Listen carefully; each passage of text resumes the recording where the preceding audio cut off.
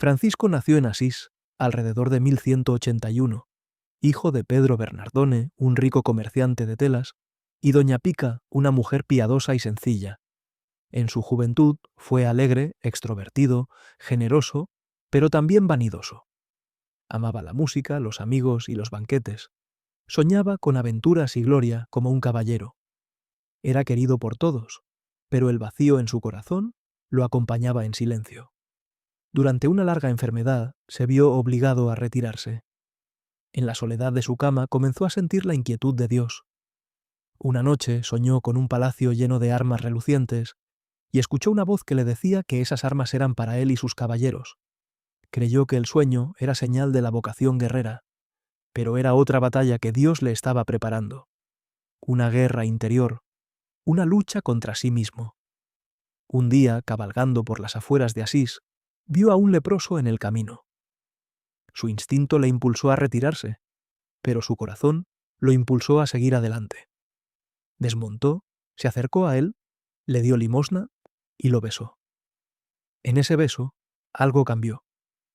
Más tarde recordaría: lo que me parecía amargo se convirtió en dulzura de alma y cuerpo. Fue el primer paso de su conversión. Entonces entró en la vieja iglesia de San Damián, casi en ruinas. Mientras rezaba, oyó una voz clara y viva que provenía del crucifijo. «Francisco, repara mi casa, que está en ruinas». Tomó las palabras al pie de la letra. Vendió las telas de su padre, compró piedras y comenzó a reconstruir iglesias con sus propias manos. Su padre lo acusó ante el obispo, exigiéndole que devolviera el dinero. Francisco, delante de todos, entregó sus posesiones y su propia ropa, diciendo: «Ahora puedo decir: Padre nuestro que estás en los cielos». Y salió del tribunal envuelto en el manto del obispo, libre, pobre y ligero como el viento. A partir de entonces, vivió entre leprosos y mendigos. Un día, en misa, escuchó el evangelio en el que Jesús envía a sus discípulos: «No lleven oro, ni plata, ni sandalias». Y exclamó con alegría: «Esto es lo que quiero, esto es lo que busco, esto es lo que deseo con todo mi corazón».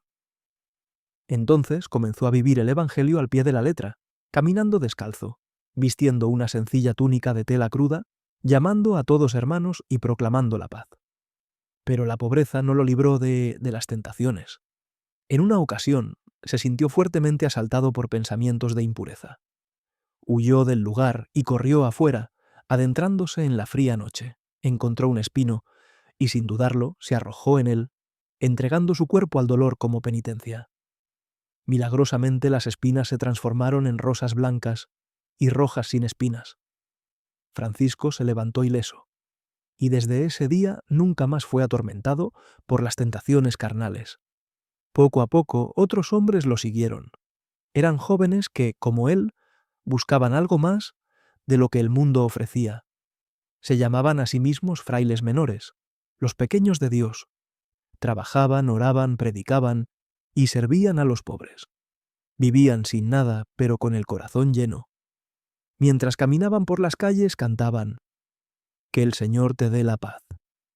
En 1209, Francisco llevó su regla a Roma para buscar la bendición del Papa Inocencio III. Esa noche el Papa soñó que la Basílica de San Juan de Letrán estaba a punto de derrumbarse, sostenida por un hombre pequeño y pobre. A la mañana siguiente, reconoció a Francisco y aprobó su estilo de vida. Francisco se regocijó, pero mantuvo su humildad. Nunca quiso ser sacerdote. Aceptó solo el cargo de diácono para poder proclamar el Evangelio en la liturgia, pero dijo: «No soy digno de tocar el altar del Señor». Entre quienes quedaron fascinados por su vida se encontraba una joven noble, Clara de Asís. Renunció a sus riquezas y siguió su camino de pobreza y oración, convirtiéndose en la fundadora de las Clarisas. Francisco la llamó la pequeña planta de Dios. Juntos enseñaron que el amor puro es aquel que se entrega por completo a Cristo.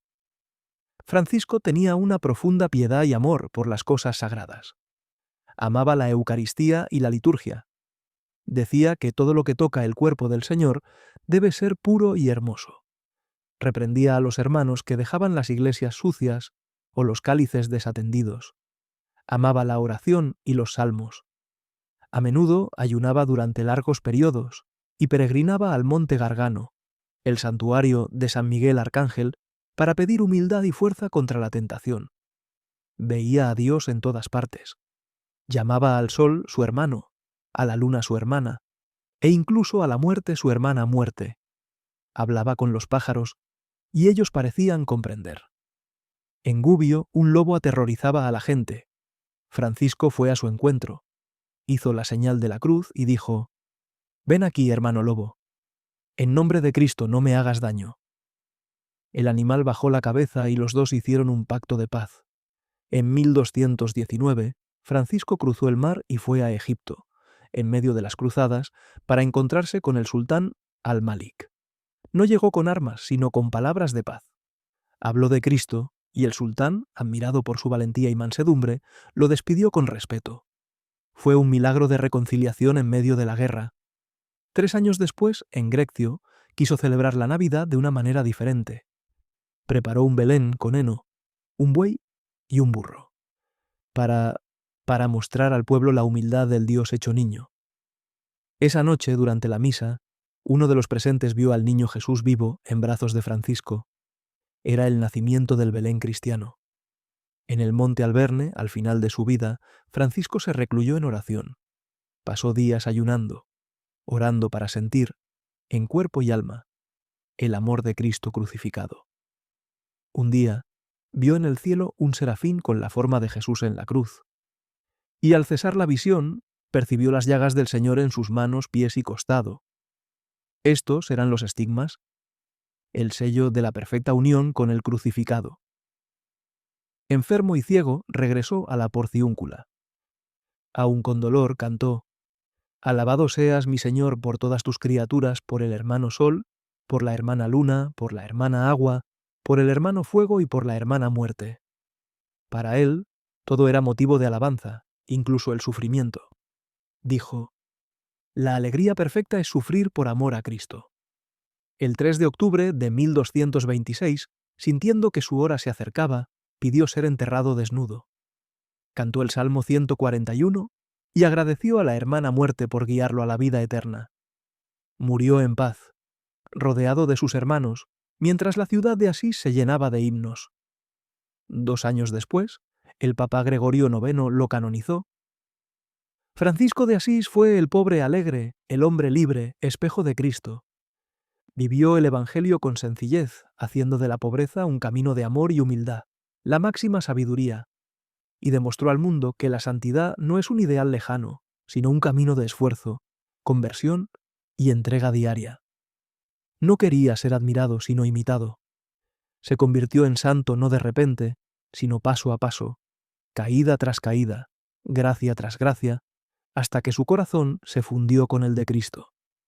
Y por eso el mundo entero lo reconoce. El hombre que amando sin medida se hizo como Dios.